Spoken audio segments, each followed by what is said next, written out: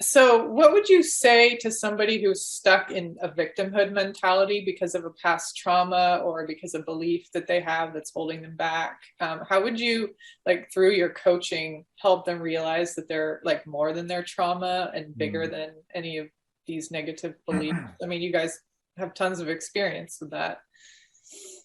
Yeah, we do this. We have a program called Limitless Love that is pretty much in a nutshell this idea to allow people to be more than what they thought they could be. And that usually includes a lot of past experiences. The one thing that I would say around being more is this question that came to me. One of the biggest moments in our spiritual transformation is I was chief technology officer of a $30 million startup, and it was not serving my soul. It was not serving my purpose. There was a lot of things that just didn't align with me spiritually. So I quit while living in Manhattan with 3 kids and no job. And I was like, Zahra's the one who supported me. And she's like, Allah's going to take care of us. She gave me the courage to take that. I did not have the courage at the time to do it. But thanks to Zahra's calm and encouragement, I did. Alhamdulillah. Alhamdulillah, yes. And that's it. And that you see that in the Quran, right? You see that in a lot of, for example, same thing with Ibrahim when he had to live Hajar alayhi salam and his son, right? He also was scared, but he got courage through Hajar when she said, if Allah told you to do this, then he will not forsake us, right? And he was able to leave them. And of course, the rest is history. But the main thing and I had a lot of resentment. I was like, look, I walked away, from this situation, but the people that caused me to walk away are still there. They're still, benefiting and living their lives, and it's their fault, and they should be punished, and they should go to jail or whatever it may be. And what the lesson that I learned was, do I want to be right or do I want to be happy? This is a question that I ask anybody who wants to be successful. Tell them, answer this question honestly every time, and you will be successful.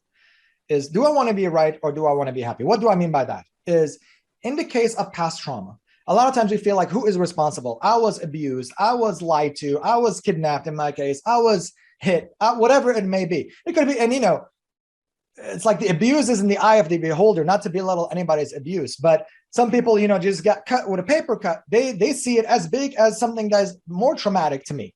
But basically, every person experiences trauma at the level of their own knowledge in their world. So everybody's traumatized.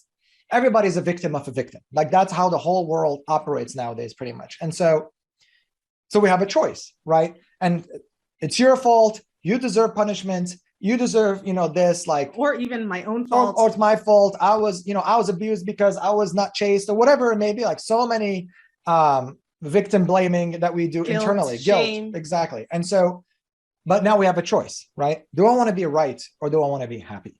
If you want to be right, then yes, we keep replaying the past, and the past dictates our future. And I'll be right, and you will be right. Yes, I am. That was bad. It was wrong. It shouldn't have happened. Exactly. I made a mistake. They made a mistake. And never, like one example, we had one client who broke off an engagement with somebody, right?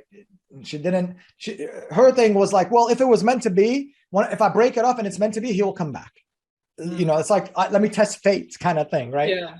She breaks it off. 8 years go by. She doesn't find anybody. She can speak to any suitor, and the whole 8 years. He got married. And he got married, and he had his own rizq written for him, right? And she kept replaying that story over and over. See, I made that mistake. Allah's punished me. Allah gave me that guy, and he was a good guy. And I went and fooled around saying, if it's meant to be, it's meant to be. And here I am, and I'm never going to find somebody. And then we just asked her, do you want to be right or do you want to be happy? Mm-hmm. If you want to be right, keep playing the scenario and you will be right. You will never find anybody. And that person is married and happy, and they're going to increase their happiness, and you're going to be where you are. Or if you choose happiness, let's let go of that and move forward. And as soon as she finished this Limitless Love program, she got married with somebody who was in her orbit. And all these years she knew of him, was in her orbit. Once she aligned who she was and became more of what and who she was and is, then love fell into place. Allah's blessing, she was open to it, was able to enter her life. So that was an indirect answer. But to me, one way is just, do I want to be right or do I want to be happy?